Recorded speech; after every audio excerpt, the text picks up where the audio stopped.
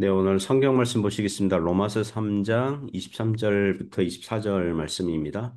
모든 사람이 죄를 범하였으며 하나님의 영광에 이르지 못하더니 그리스도 예수 안에 있는 성령으로 말미암아 하나님의 은혜로 값없이 의롭다 하심을 얻은 자 되었느니라. 아멘.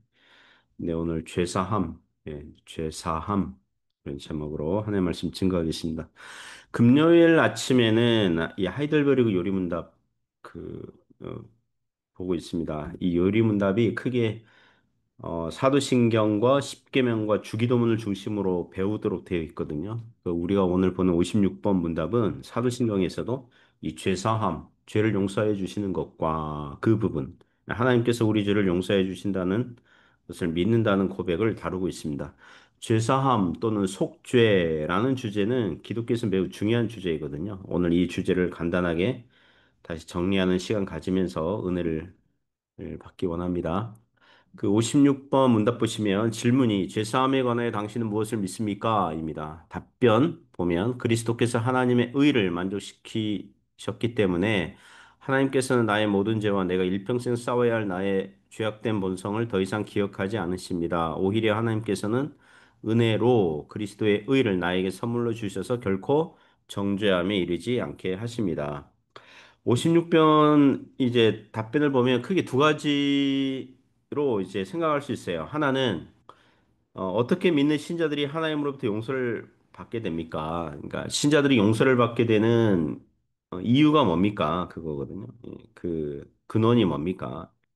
두 번째는 하나님께서 용서하시는 죄의 범위는 어디까지입니까? 그거거든요. 그래서 하나씩 보도록 하겠습니다.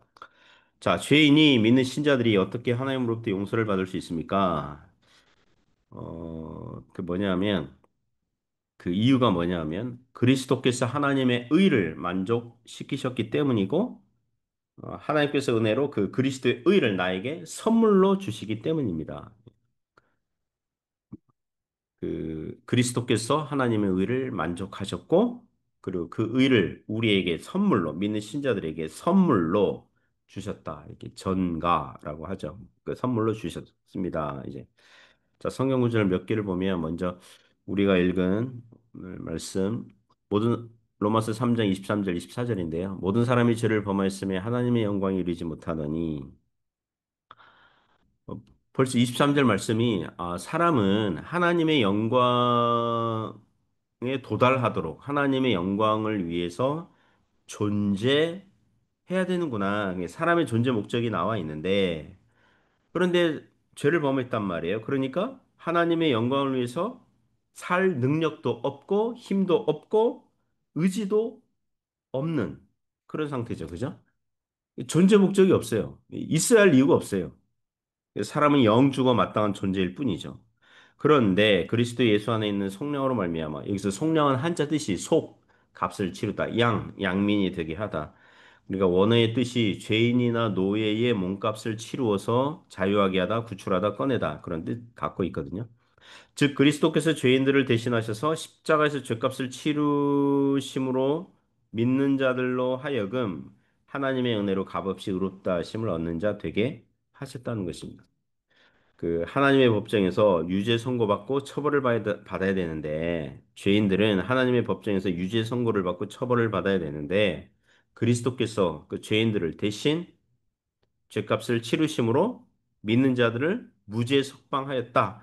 이게 의롭다 하심을 얻은 자 되었다. 그런 뜻입니다.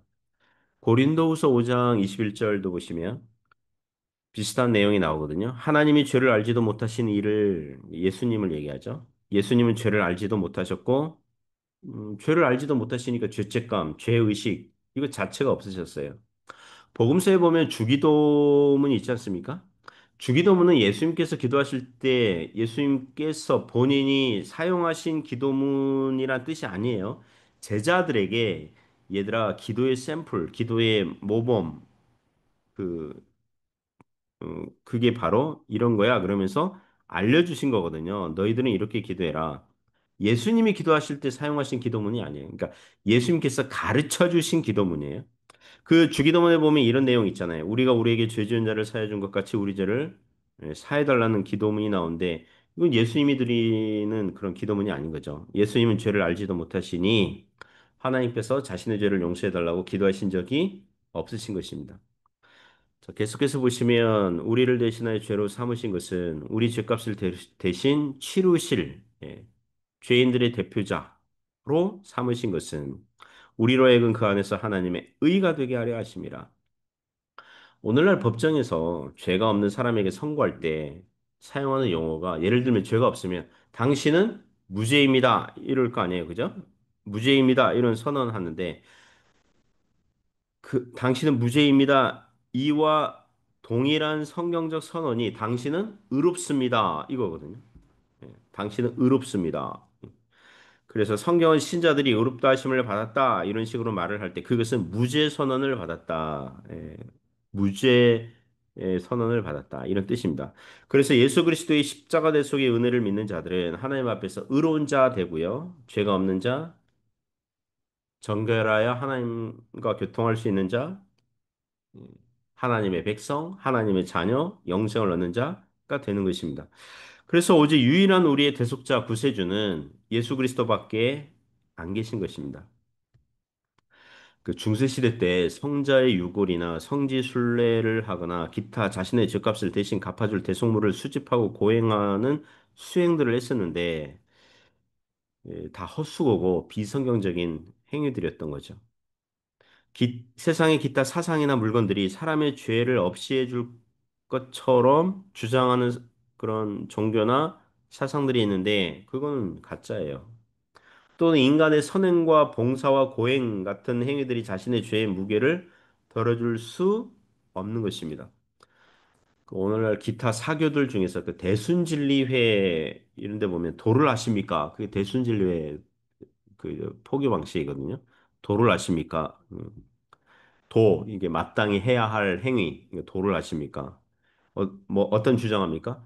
조상들의 죄를 갚기 위해서 그리고 자신이 축복받기 위해서 돈을 내고 조상 제사나 부적을 태우거나 선행을 함으로 다른 사람에게 좋은 도움을 주므로 그렇게 그런 이 죄를 갚을 수 있다.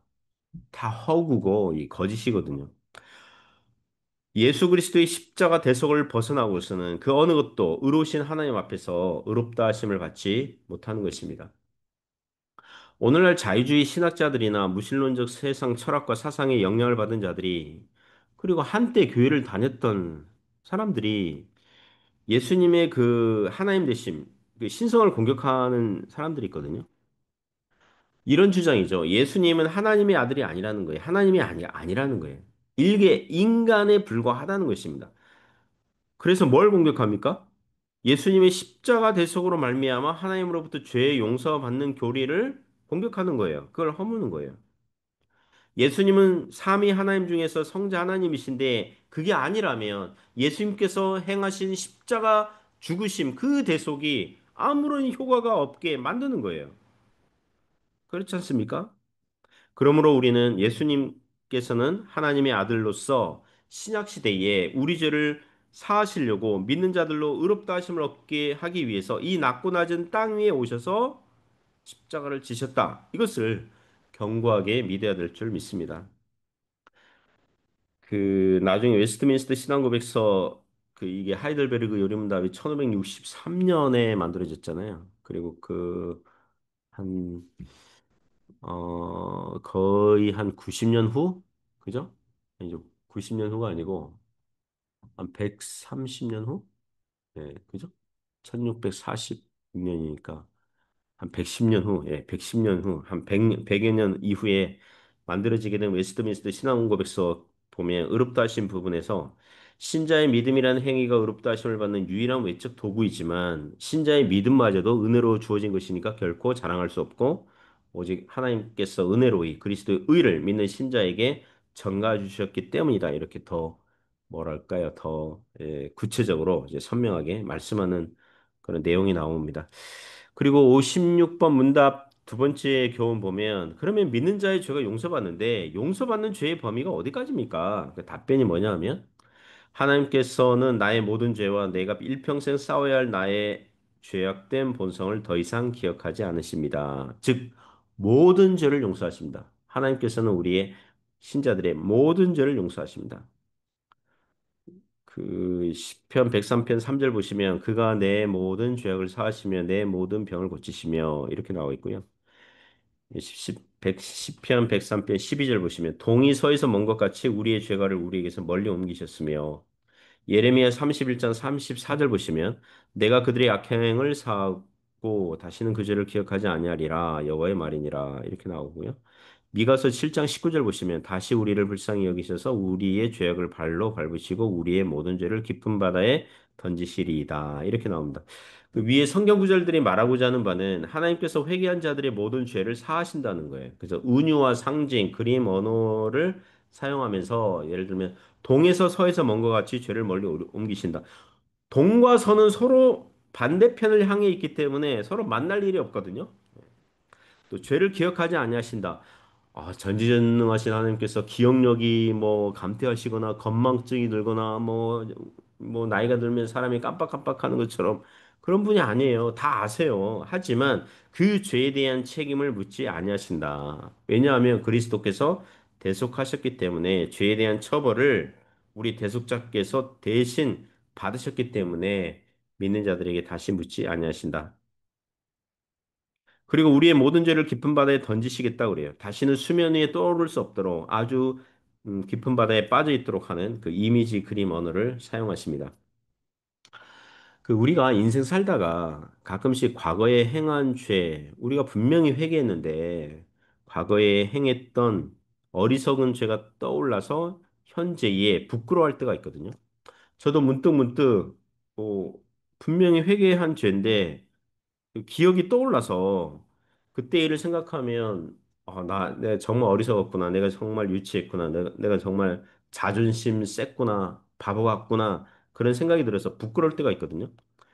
바로 그 지점에서 만일 그런 현상을 두고 신자들이 하나님께서 내 죄를 용서하지 않으셨나 보다. 왜냐하면 계속 이게 과거의 죄가 떠오르는 걸 보니까 하나님께서 용서하지 않으셨나 보다. 다시 회개해야 되겠어. 이전보다 더 세게 회개해야 되겠어. 이렇게 생각하면 안 돼요.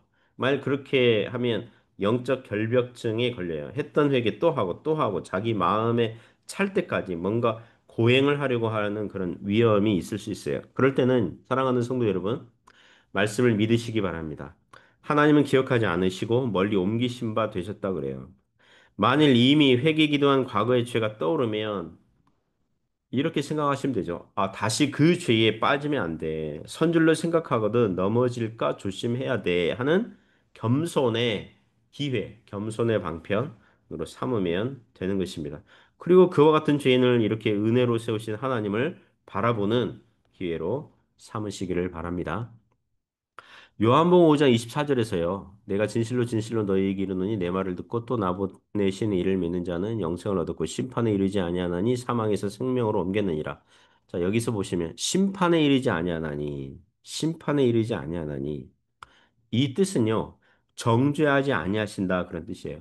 그리스도께서 다시 오실 때 온 세상을 심판하실 때 믿는 자든 믿지 아니하는 자는 다 심판 때에는 서요. 심판 때, 그러니까 법정에는 서요. 최종 하나님의 법정 때에서는 우리가 서요. 우리가 행한 것에 대해서 하나님께서 선고를 하실 날이 와요. 심판 때에는 서는데 심판에 이르지 아니하나니 이것은 정죄에 이르지 아니하나니 유죄 선고를 받지 아니하나니 이런 뜻입니다. 로마서 8장 그 1절 2절에 보면 그러므로 이제 그리스도 예수 안에 있는 자에게는 결코 정죄함이 없나니 이게 똑같은 말씀이에요. 요한복음 5장 24절이랑 24절에 심판에 이르지 아니하나니 그 말이랑 결코 정죄함이 없나니 이게 같은 뜻이에요. 예, 이는 그리스도 예수 안에 있는 생명의 성령의 법이 죄와 사망의 법에서 너를 해방하였습니다. 자, 이 구절에서 신자들이 정죄를 받지 않는 이유는 2절에서 그리스도 예수 안에 있는 생명의 성령의 법이 그러니까 그리스도를 대속자로 믿는 믿음이 죄와 사망의 법에서 이 죄와 사망의 법은 율법의 정죄를 얘기하거든요. 율법의 정죄에서 너를 해방하였기 때문이다.